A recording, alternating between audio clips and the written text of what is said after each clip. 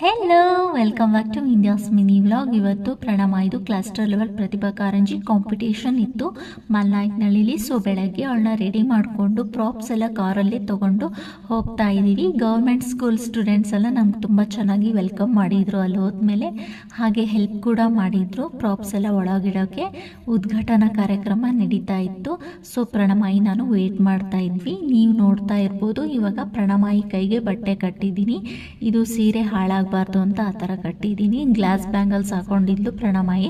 So ಅದೆಲ್ಲ ಹಾಳಾಗಬಾರ್ದು ಅಂತ ನಾನು ಬಟ್ಟೆ ಕಟ್ಟಿದ್ದೀನಿ. ಇದನ್ನೊಂದು ಹ್ಯಾಕ್ ಆಗಿ ಅಂತಲೂ ಅಂದ್ಕೋಬೋದು ನೀವು.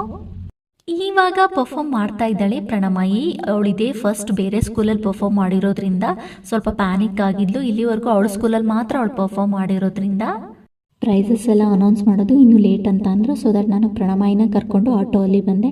ಪ್ರಣಮಾಯಿಗೆ ಆಟೋಲ್ಲಿ ಟ್ರಾವೆಲ್ ಮಾಡೋದು ಅಂದರೆ ತುಂಬ ಇಷ್ಟ. ಅವಳು ತುಂಬ ಎಂಜಾಯ್ ಮಾಡ್ತಾಳೆ ಆಟೋ ರೈಡ್ನ. ನೋಡ್ತಾ ಇರ್ಬೋದು ಯಾವ ಥರ ಕೂತಿದ್ದಾಳೆ ಅಂತ.